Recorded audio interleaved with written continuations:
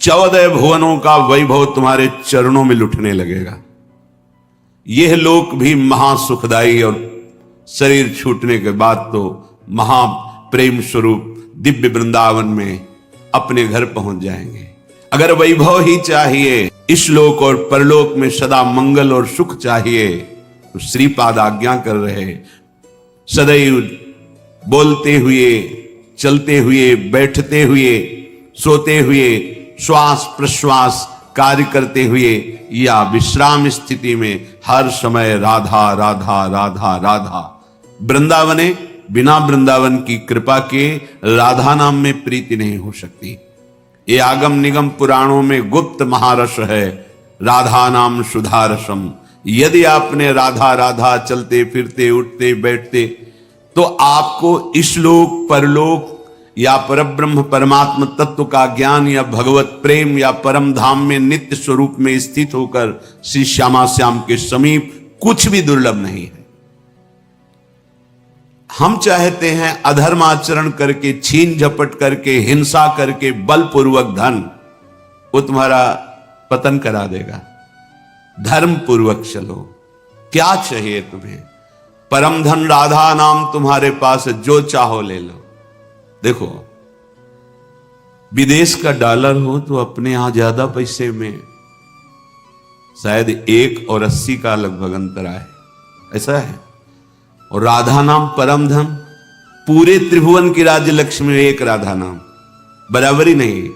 समझो आप, अगर अमेरिका का आपको डॉलर मिले तो $1 यहां का 80 रुपया हो गया ना।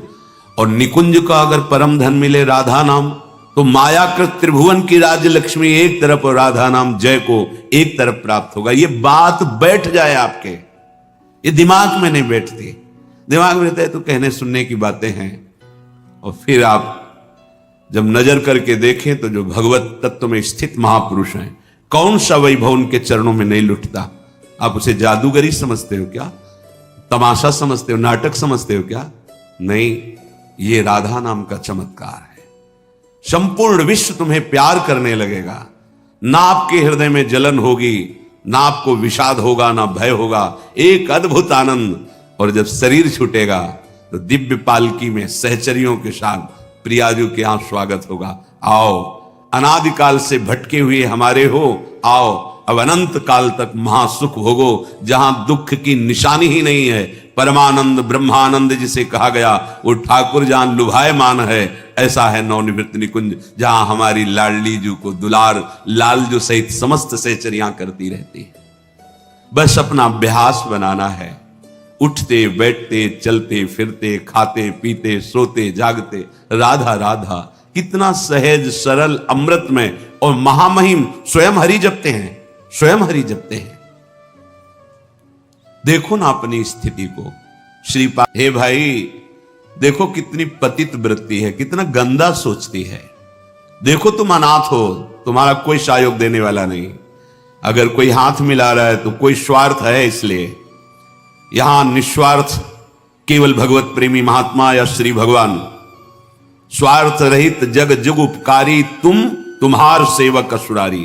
प्रभु श्री हरि या हरि प्रेम में मत वाला संत, इसके सिवा कोई भी तुमसे अगर बात भी करेगा तो कोई स्वार्थ होगा।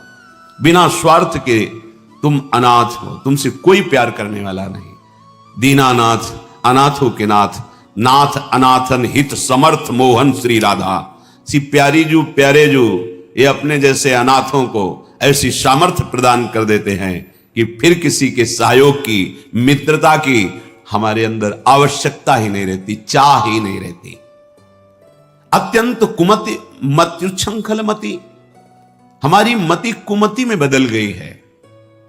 और जहां कुमति तहां विपत्ति निदा, बहुत सी विपत्तियां घेर लेती हैं। और जहां सुमति तहां संपत्ति नाना, और सबके हृदय में ये सुमति और कुमति रहती है।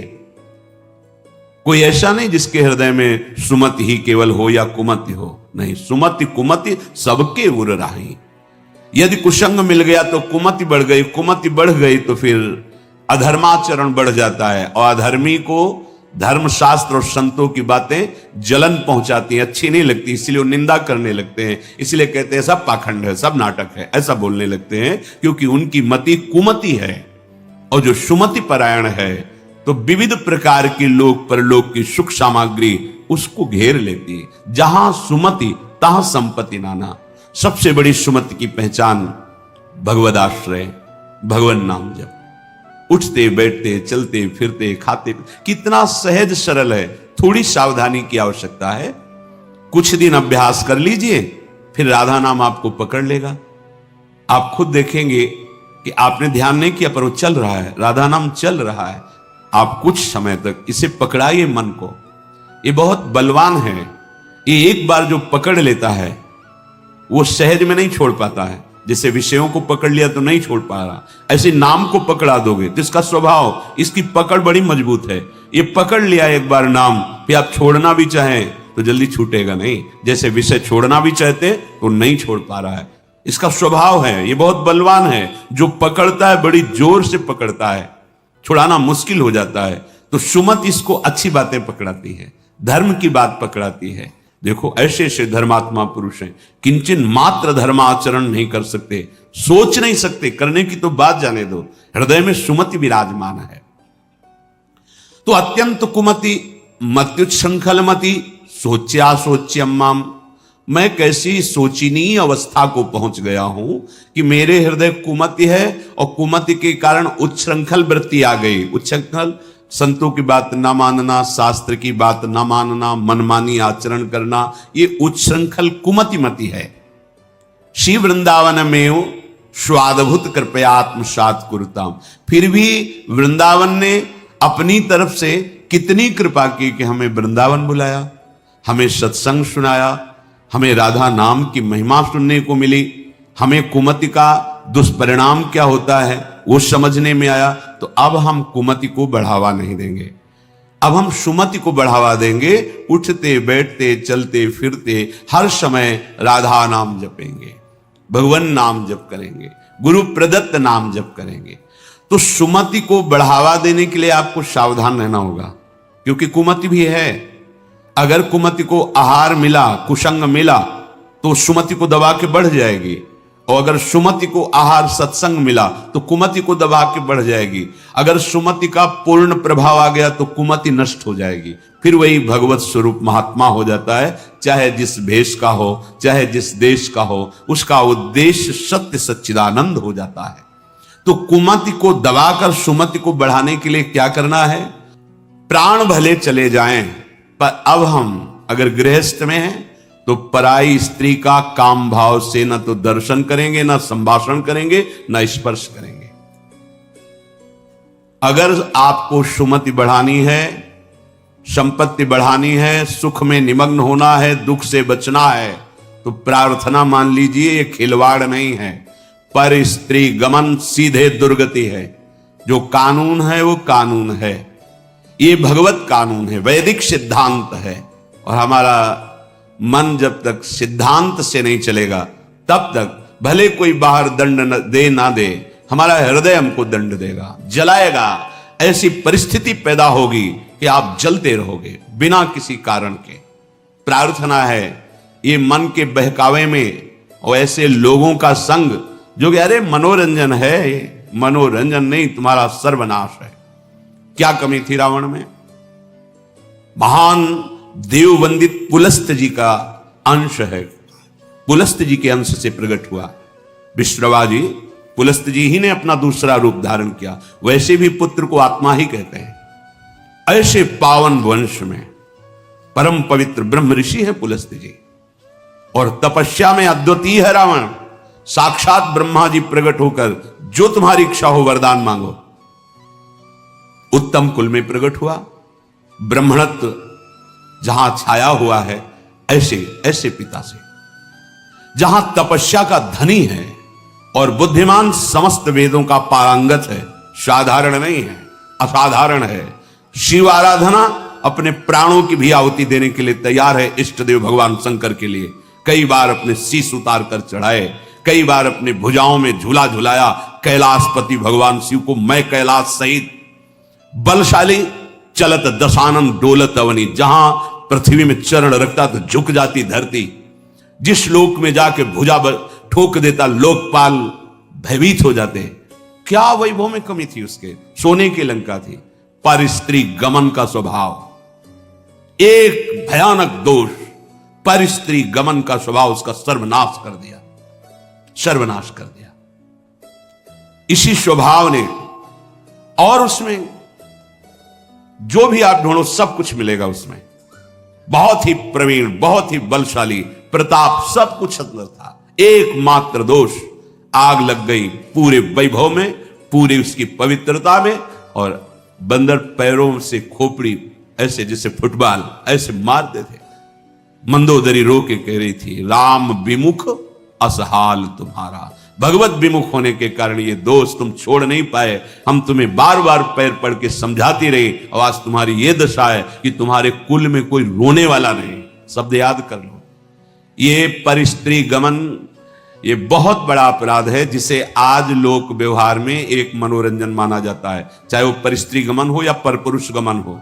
सावधान हो जाओ, तुम्हारे पुण्य क्षीण हो जाएंगे, सावधान हो जाओ, तुम्हारी आयु नष्ट हो जाएगी और तुम्हारी बुद्धि भ्रष्ट हो जाएगी, और तुम अंदर से ऐसे अपराध करोगे कि भयभीत बने रहोगे। देख लेना, ये परिणाम लिख लो। जिनको समझ में आता है अरे तो सब क्या है, तो आगे देख लेना क्या है। अगर कुमति को दबाकर सुमति को बढ़ाना है तो नियम ले लो, चाहे प्राण निकल जाए, पर पराई जिसका हम पाणी ग्रहण किए उसके सिवा किसी और स्त्री के साथ काम संबंध नहीं। अगर ये नियम निर्वाह कर ले गए तो बहुत कुछ जीत जाओगे, क्योंकि सबसे बड़ा शत्रु यही काम है। ये बड़े बड़े ज्ञानियों का भी वैरी है, फिर साधारण पुरुषों की तो बात जाने दो, पर नियम में बड़ी सामर्थ्य है। अगर ऐसा नियम ले लिया जाए तो निर्वाह हो सकता है। नाम जप कर रहे हैं, आप में सामर्थ्य आ जाएगी। प्राणांतेपि, प्राण त्याग सकता हूं, पर नासंगतिम, पर मैं किसी स्त्री का, पराई स्त्री का ऐसा संयोग नहीं कर सकता। विचर्यम स्त्रीणाम न, जो स्त्री आपसे गलत चेष्टा की भावना प्रस्तुत करे, बिल्कुल दूर हो जाओ। वो भगवान की माया से मोहित होकर आपको भ्रष्ट करना चाहती है, या जो पुरुष आपको ऐसा, तो आप कभी ये ना सोच ले कि बहुत सुंदर है, हमें सुख मिलेगा। नहीं, आपके सुकृत नष्ट हो जाएंगे। ये घटना देखी हुई कहते हैं। नया ब्याह हुआ था, बड़ी सुंदर जोड़ी, बहुत अष्टपुष्ट, बड़े जमींदार ब्राह्मण थे। बस मन को यदि हम प्रभु में नहीं लगाएंगे तो ये भोगों में संतुष्ट होगा ही नहीं, क्योंकि वहां कुछ है नहीं। हर क्रिया के बाद नवीन आशा, नवीन आशा, नवीन, फिर नवीन पुरुषों की आशा या नवीन स्त्रियों की आशा। इसका स्वभाव ऐसा है, ये नवम नवम भोगना चाहता है, क्योंकि सुख है नहीं। वहां एक उन्होंने नौकर रख लिया, और वो भी पूर्व का, उनके यहां का, जो लड़की पक्ष का था, वहां से मंगा के, शायद उसने शर्त रखी होगी कि वहां से रख लो, अब जैसा भी हो। अब वो वहां रहने लगा। अब उससे एक पुत्री प्रकट हुई, ना मां की आकृति ना पिता की आकृति। तो पिता को लगा कि, तो उसने पूछा कि आप नाराज मत हो ना, पर मुझे लगता है कि क्या आपका आचरण गलत है क्या? नहीं, ऐसा कुछ नहीं। पर वो प्रवीणता अपनी बुद्धि से समझ गई कि हमें लगता है ये हमें इस बात में दंड देंगे, जान। चाय में जहर मिला करके उसको दे दिया पति को। अब वो पधार गया। वो पधार गया तो उनके जो पिता थे, वो पक्का प्रमाण हो गया किसी ने दिया है। उसने अपनी सारी संपत्ति आवेश में, क्रोधावेश में, एक क्षत्रिय बलवान जो परिवार था उसके नाम कर दी। ऐसी दुष्टा को बिल्कुल हम अपने, चाहे भीख मांग के खा लें, अपनी जमींदारी नहीं देंगे।